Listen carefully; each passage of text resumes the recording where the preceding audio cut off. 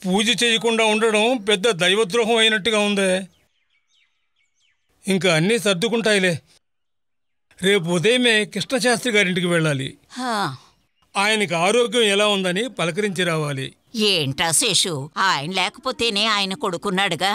ఆయనుంటే బాగుంటుందని అనుకున్నాను.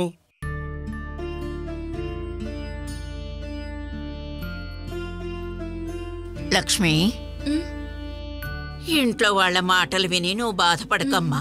ఎవరెవరి తలరాత ఎలా రాసి పెట్టుంటే అలా జరుగుతుంది. నువ్వు దీపం వెలిగించటం మాత్రం మర్చిపోకు. ఎందుకే తల్లి, నీకు మాత్రం ఇలా జరుగుతోంది? నీకు తగినవాడు ఖచ్చితంగా వెతుక్కుంటూ వస్తాడు. అంతవరకు ఈ బాధలు తప్పవు. ఎవరు ఎన్ని మాటలన్నా నీ మనసులో పెట్టుకోకు తల్లి. ఏమిట్రా ఇలా అంటున్నారని బాధపడకు. నువ్వు మనసారా ఆ దేవుణ్ణి ప్రార్థించు. నీకంటూ ఒకడు పుట్టే ఉంటాడు.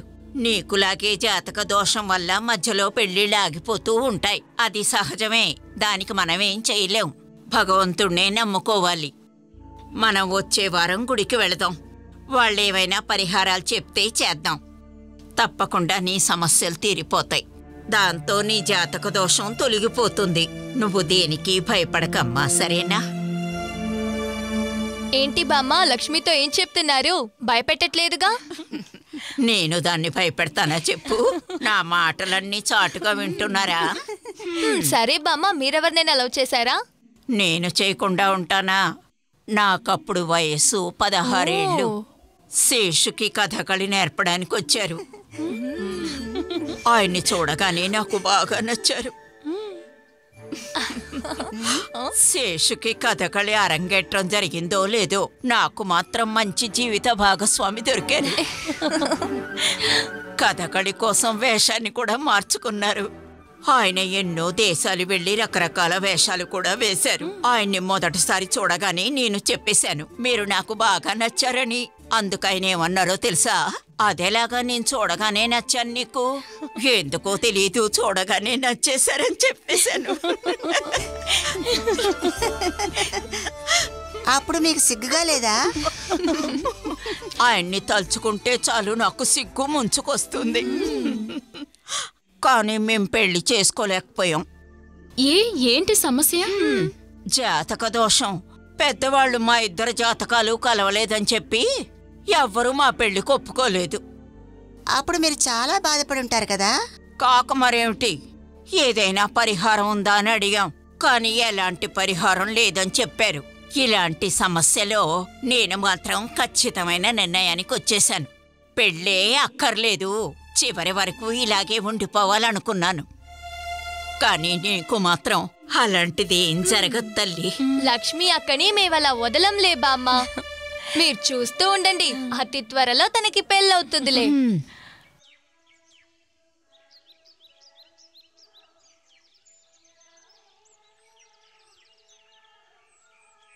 అన్నా, ఒక టీ కావాలి, 3 పుట్లు కావాలి, 4 అప్పడాలు కావాలి, 5 ఆమ్లెట్. అన్ని అకౌంట్ రాసాయి. అవన్నీ రాయడానికి బుక్ నిండిపోయింది. ఇంకో కొత్త బుక్ కొన్నావు కదా, అది కూడా అయిపోయింది. నీకు దండగ తిండి పెట్టడం కాకుండా బుక్ కూడా తీసుకోవాలా?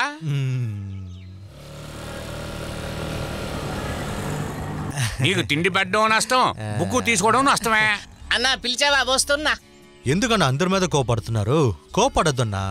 పొద్దున ఇంత కోపడుతున్నారేంటన్నా? మీరు వేస్తే టీలాగా మీరు వేడిగా ఉన్నారు. ఏంటయ్యా, కొత్త బండి తీసుకున్నావా? నువ్వు ఖచ్చితంగా నాకు ట్రీట్ ఇచ్చి తీరాలి. ఆ విషయం మాత్రం మర్చిపోకే. అందులో ఉంది, ఇచ్చేస్తే అయిపోద్ది. మా అమ్మగారే కష్టపడి డబ్బులు చేర్చిపెట్టి నాకు ఈ బండి కొనిచ్చారు. ఏనా లోపల పెట్టేస్తున్నారు? తెరిచి బయట పెడతా కదా, అందరు కొనడానికి వస్తారు. ఊర్లో తినడమే తప్ప ఎవడు డబ్బులు మాత్రం ఇవ్వటం లేదు. అనే ఇప్పుడు మీకు ఏం కావాలి? బండి తీసుకున్నావు కదా, నాకు ట్రీట్ ఇచ్చాయి. నేను ట్రీట్ ఇస్తానని చెప్పాను కదా, కానీ బండి ఇవ్వడానికి నేను ట్రీట్ ఇవ్వలేను. కానీ ఏమైనా ముఖ్యమైన విషయం అంటే దానికి ట్రీట్ పెట్టచ్చు. అయినప్పటికీ మీరు అడిగారు కాబట్టి నేను మీకు ట్రీట్ ఇస్తాను. ఎందుకంటే ఈరోజు అమ్ము పుట్టినరోజు. అందువల్ల మీరు ఏవైనా అడగండి, నేను మీకు కొనిస్తాను. ఇవాళేంటి ఎంత త్వరగా వచ్చావా అనుకున్నాను, ఇప్పుడు అర్థమవుతోంది. ఇంకా ఎన్ని రోజులు రా అమ్మాయి వెనకాల తిరుగుతావు? త్వరగా అమ్మాయిని పెళ్లి చేసుకోవచ్చు కదా. తన ఇంటికి వెళ్లి అమ్మాయిని అడగాలంటే నేను ఒక మంచి జాబు ఉండాలి. అది నా దగ్గర లేదు కదా, అందువల్ల నేను వెయిట్ చేస్తున్నా. జాబు చాలా అవసరం కదా. ఇప్పుడు ఏం చేసినా ఖర్చులు చాలా ఎక్కువ అవుతుంది. అందువల్ల జాబ్ లేకుండా ఏ విషయం మాట్లాడకూడదు. సరే అన్నయ్య, నేను బయలుదేరతా.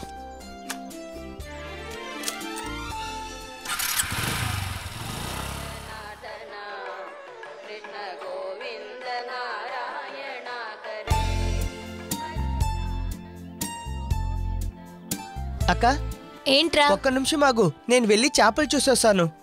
వద్దు, నువ్వెక్కడికి వెళ్ళొద్దు. పోయినసారి వెళ్ళినప్పుడు 2 చేపలు చచ్చిపోయాయి. ఎలా?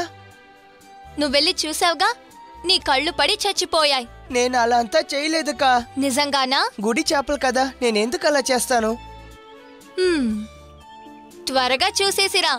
లేట్ అయిందంటే నాన్నతో చెప్పి తన్నులు తినబెడతాను, సరేనా? వద్దొద్దు.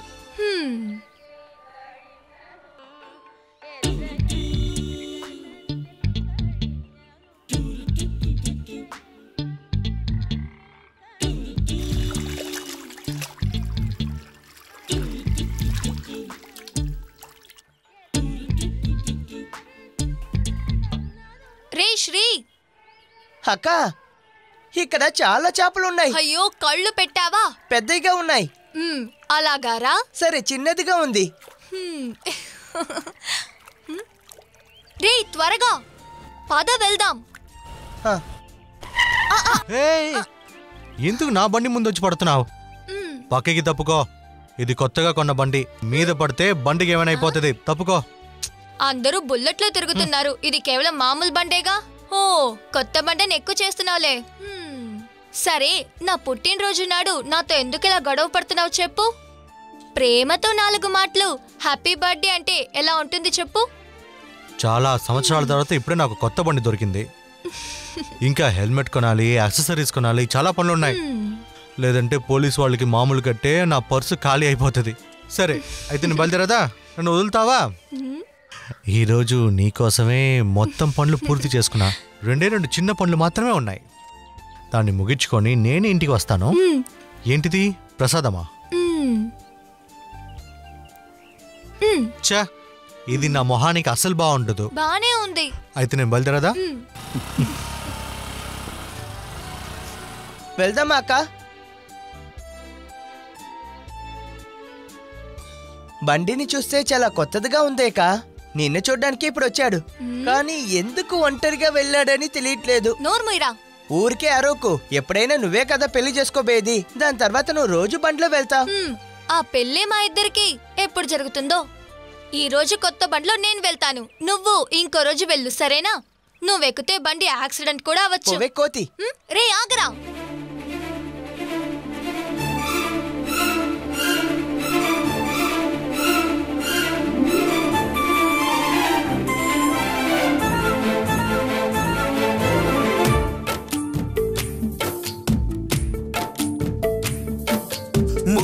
మందారం పూసి ఉన్నట్లు నవ్వుతున్నదే పూ, దానిపైన నిలబడి ఉయ్యాలుగేను పంచవర్ణ పిచ్చుక. చిలక, నీ మనసులో ఉన్న కల ఏమిటి? నీ కాసుకున్న ఆశపడే వీరుడు ఎవరు? నీ వీరుడు ఎవరు? మందారం పూసినట్లు నవ్వుతుంది పువ్వు, దానిపైన ఉండి ఉయ్యాల ఊగెను పంచవర్ణ చిలక.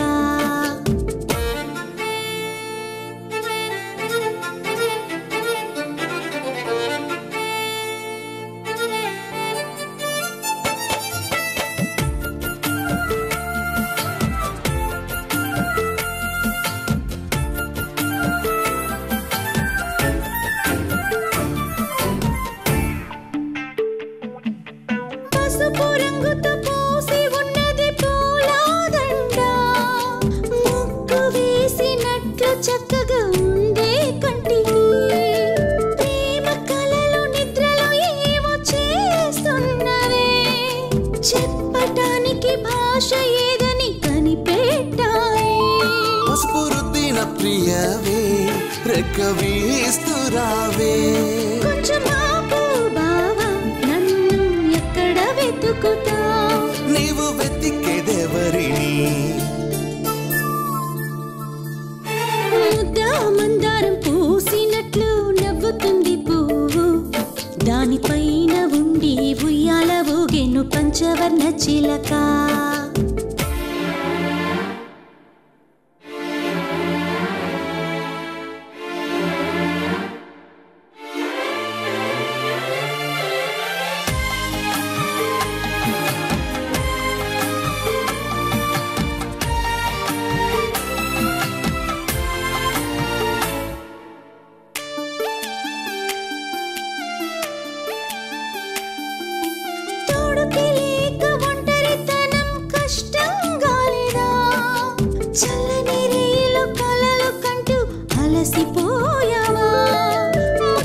చెప్పేవారు నీకు ఎవరో లేరా పాటలు పాడుతూ వచ్చా నేను నీ దగ్గరకి మనమిద్దరం కలిసి ఈ ఊరు చుట్టూదాం కలిసి జీవిద్దాం చిన్న ఇల్లు కట్టుకుని మనం కలిసి ఉందాము